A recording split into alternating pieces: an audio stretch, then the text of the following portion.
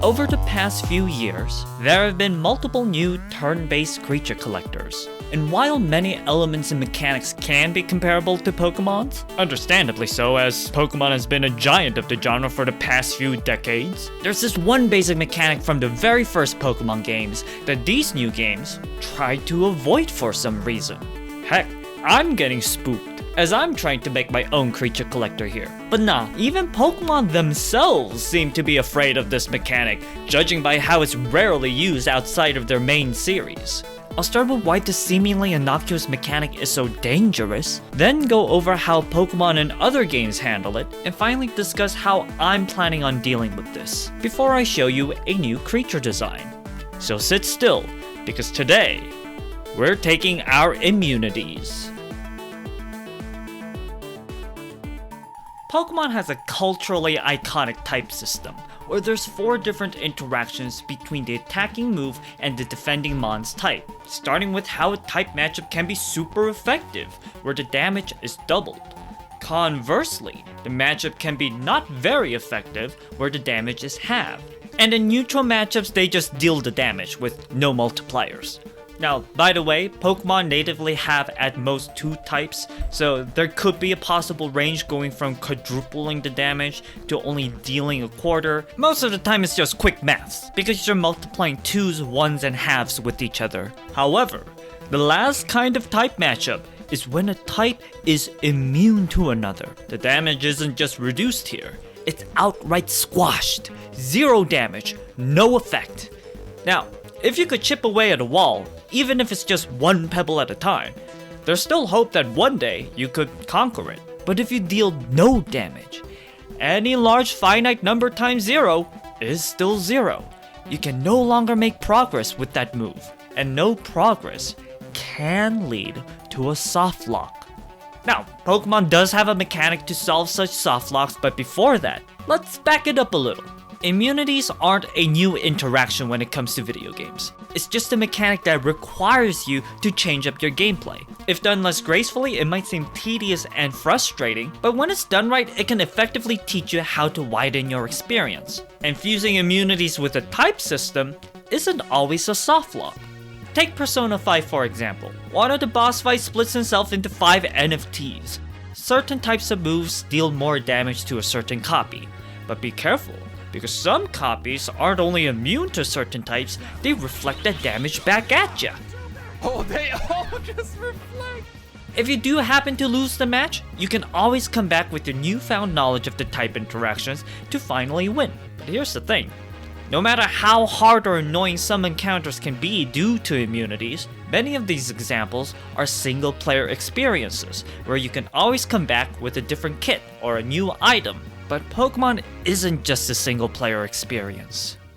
From the very beginnings on the Game Boy, Pokemon allowed you to battle your friends, and in PvP multiplayer, if anything feels unfair, there's a chance that your opponent could use that mechanic to your dismay. Now, let's actually look at the types that were immune to each other, to see if this is actually a big problem.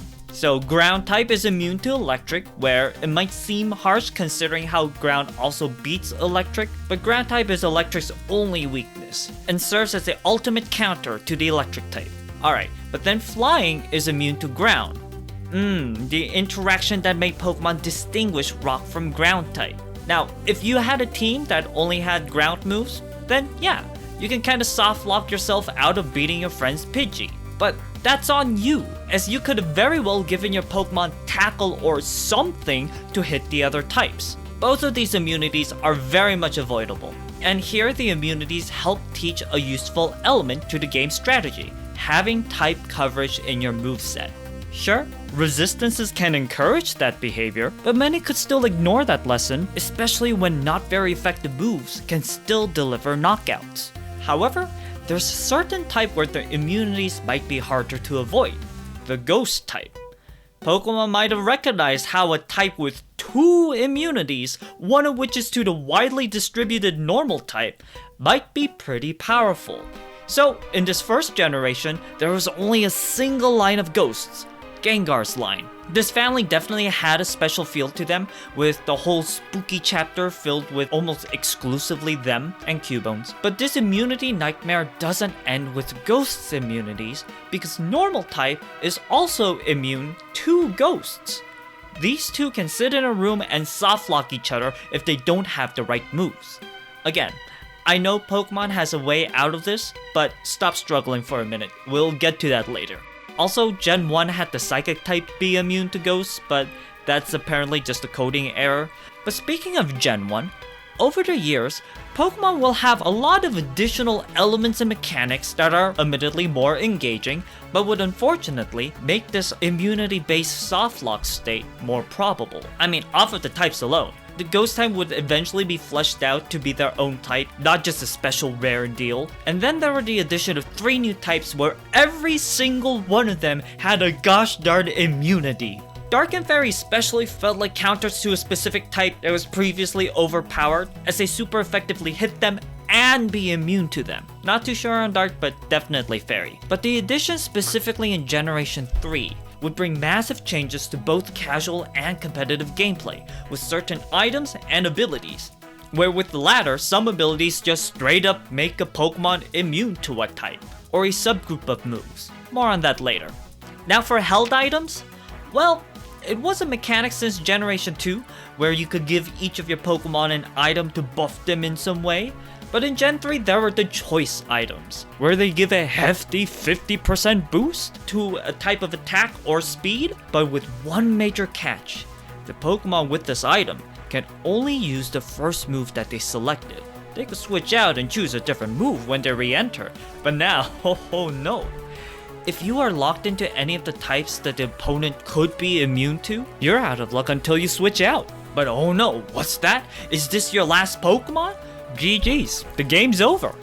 That previous solution of having type coverage in your moveset could be inaccessible due to how you're locked into a move. Now mind you, choice items are still very popular in competitive Pokemon to this day, so this could happen quite often. Should you risk using a super strong move that might deal 0 damage to your opponent's next Pokemon? Similarly, back in the second generation, they also introduced a move called Encore, which forces you to repeat a move and could cause a similar frustrating experience. Due to the added types and the possibility of locking into a move, immunities might sound a bit too harsh of an interaction, and the Pokemon Company might agree. Outside of Pokemon's main series games, there's still quite a few games that uphold the main type chart. However, it is very interesting to see what they did with immunities. In the Mystery Dungeon series, super effective moves only deal 1.4 times the damage, not effective moves deal 1.7 times, but types that would be immune now deal 0.5 times the damage instead of 0 times. Now, immunities due to abilities are still upheld, but there's still a major decrease in the number of cases where no damage is done, even though Mystery Dungeon doesn't have a PvP experience. But you know who does have a PvP experience? The recent mobile spin-off game Pokemon Go from 2016. Sorry, I need a moment. The type chart is the same, except every immunity is now just a strong resistance, similar to what Mystery Dungeon did. In fact, all the numbers are also jumbled around here, and since there are no abilities in Pokemon Go, immunities truly seem to be avoided here. And understandably so, because immunities are a massive punishment. Even the most punishing FromSoft boss could let you deal some damage, but if you deal 0 damage, well, it's easy to end up with a frustrating, helpless loss. So I'm here trying to make a game for Stemma, my collection of STEM-based creatures. And there's a lot of things to consider here. And before I tell you my decision on the matter, remember how I mentioned that there have been some new creature collectors in the past few years? Well, let's take a quick look into how they handled immunities. Koromon by Traxoff has quite the interesting type chart where some types are exclusive to the moves. Nevertheless, there are no immunities, only resistances and weaknesses. I checked their traits as well, and not a single one of them permanently gives a Koromon an immunity, unlike some of Pokemon's abilities like Levitate. Now, Cassette Beast by Byton Studio has one of the most unique type charts out there, where moves don't directly deal more or less damage, and instead, they apply various effects. Some matchups can give your opponent a buff, something you usually want to avoid, while others could debuff them or do something completely different. Now, these effects vary per matchup, with some even changing the opponent's type, but this system is much more manageable because every cassette piece comes in with only one type. And I'm sure that during a playthrough, you could get a feel of the type chart much better than me trying to list these one by one. Anyways, at the end of the day, we're here for immunities, and again, there is no matchup that guarantees 0 damage. And finally, there's Temtem by Crema, where the type chart has no immunities. Wow, I guess immunities are just really frowned upon in the genre. But hold on, there's a Temtem trait that is straight up called immunity, where damage from toxic techniques are prevented. So they do technically have immunities, but it's much sparse and is locked away in this trait that only 3 Temtem could get. So it seems that many games have avoided immunities in their type matchups. Then why am I deciding to keep immunities? When there's a pattern or rule going on, I believe it's important to do 2 things. Number 1, try to understand why said pattern exists. And number 2, decide if that reason applies to whatever I'm trying to do. Let's first ask why Pokemon has immunities. They kept adding more of them over the years. Are they trying to break their game? Nah, in this case, I can see a use for immunities. I said how immunities can teach the offensive side to cover for different types of moves, but I left out how immunities can teach the defending side to take advantage of the situation. If you know your Gyarados is going to be decimated by an electric move, you can switch into an electric type and resist it.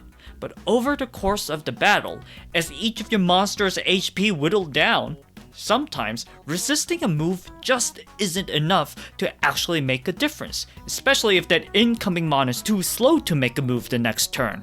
With immunities, you can make completely safe switch-ins, which is another essential part of the battle system. Immunities kind of force you to learn these lessons that even casual players can experience in the campaign. Now, in a competitive perspective, this was probably the most important reason to have immunities. But to me, someone who's trying to make a game about colorful creatures based off of science topics, I was more interested in something that Pokemon calls abilities. Again, Gen 3 Pokemon introduced something called abilities, where every Pokemon now has their own rule on top of the combat system. Some abilities have the chance to apply a status condition, some are helpful outside of combat, and some abilities offer more immunities, like Levitate, adding an immunity to ground type moves and anything on the ground. And then there's Shedinja's signature ability, Wonder Guard, which makes them immune to every type that's not super effective to them. This makes Shedinja the poster child of technically ending games through immunities. But so far, we've only talked about immunities that just don't deal damage to the target. But what about immunities that also do something else?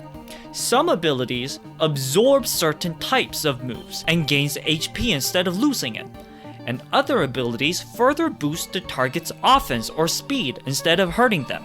Sometimes these abilities also protect their partner from getting hit from a certain type of move, which can add to the strategy and complexity of the game. You see, for a game to truly have no immunities, then these kind of abilities should be accounted for as well. And I think they offer some fantastic depth to the gameplay. With safe switches and abilities, immunities seem to make the strategy more exciting. Alright, then why did all those other games try to remove this mechanic? Let's finally talk about this quote-unquote soft lock, which is the main reason to avoid immunities. If you truly cannot hit your opponent in Pokemon, you would eventually struggle. See, moves in Pokemon work quite differently from that of other role-playing games.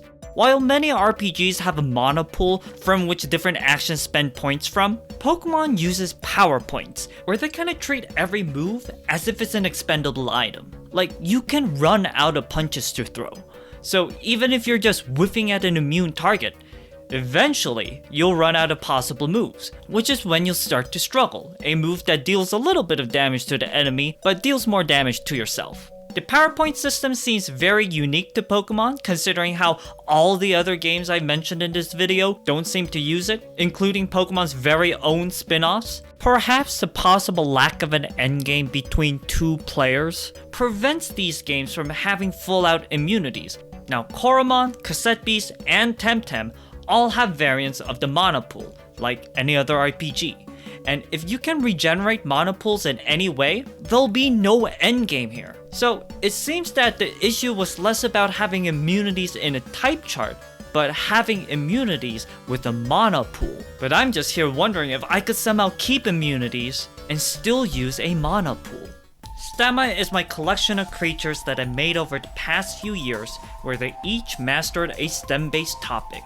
And in the past year, I decided to make my own game with these guys.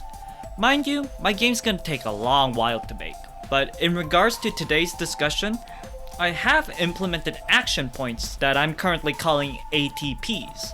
Unlike other Mana Pools where players are trying to conserve and manage them over the turns, my goal with the ATPs is only to define an endgame, as in there should be plenty of ATP to knock your opponent out, but if you find yourself in an unwinnable state, you could run out of ATP and use your effect skills to wail at your opponent, spending your HP instead of ATP. In this way, ATP currently works like a buffer to your health, and my temporary solution is to only allow ATP generation outside of battles. I don't know, I'll probably have to lose this ATP reference, especially if I have like a mitochondrion in the game. Because yeah, your body does make adenosine triphosphate. I'll have to balance all these numbers out one day. Like, this is supposed to be my prototype. And I'm telling ya, making a game is taking a long time. But while I'm still working on my Godot project, let me end my videos by showing off and explaining another one of my creature designs. So in the past few videos, I talked about my Zodiac Beasts, which were designs I made years ago. But I don't plan on including them in the base story of Stemma. Like, if I were to include them, they should have their own chapter. And I can't promise any of that because I'm not even done with the combat mechanics. But today we're talking about Sagittarius. According to the horoscope, if you are a Sagittarius, you will have a nice day today. So, alright, these creatures are only loosely based off of the zodiac symbols, but in reality, they're just based off of fun niche topics in science. We talked about immunities today, so this design here is a Metallophasma type, as they are a shape memory alloy, SMA. This fascinating piece of metal can get bent out of shape, but heating it will revert them back to their previous shape. One such SMA is nickel titanium, often called nitinol, where you can heat them up to a high enough temperature to train them to be a certain shape. It would try to resist the change, but clamping down hard enough at a high enough temperature should be enough to train them. The atoms are arranged like squares in this hot state, like corners on a cube. But once cooled, the squares get slanted a little, like little rhombuses. But what's important is that the slant directions are balanced overall. And now this cooled metal can be bent or warped around, and adding some heat would make them go back to their trained shape. So nitinol has a lot of uses, from dental work, bras, glasses, and spoon tricks. But not all applications use their shape memory property, as there's a related property called superelasticity, which is also called pseudoelasticity, which sounds antithetical, but they mean the same thing. Depending on how much nickel versus titanium is in the mix, nitinol's transformation temperature can change, and if that temperature is below room temperature, nitinol tries to immediately return to their determined shape. This property is used in stents to open up arteries and bridges. So here is sagittinol. Despite their towering stature, they can crumple up to enter small spaces and then reform themselves. Now, the abilities that I say in my YouTube videos are usually just Pokemon terms, but I plan to have a completely unique attribute if I ever add this guy in Stemma. Now, as always, I'll leave some links in the description because there are some fantastic videos both demonstrating and showing off the properties of this shape memory alloy. There's a difference between dealing little damage and dealing no damage, but as dangerous as the latter is, it does open up some very interesting interactions and strategies. I plan to cover other details I'm noticing about games in this genre as I'm continuing my journey to make my own creature collector, so if any of that interests you, follow the channel. I got a whole playlist here going over the other creatures that I made for Stemma. I want to give a special shout out to my Patreon supporters for directly supporting me, but you can support me for free by simply liking and sharing this video. So thank you so much for watching till the end, and I hope, Sagittarius or not, that you can remember how far you've come.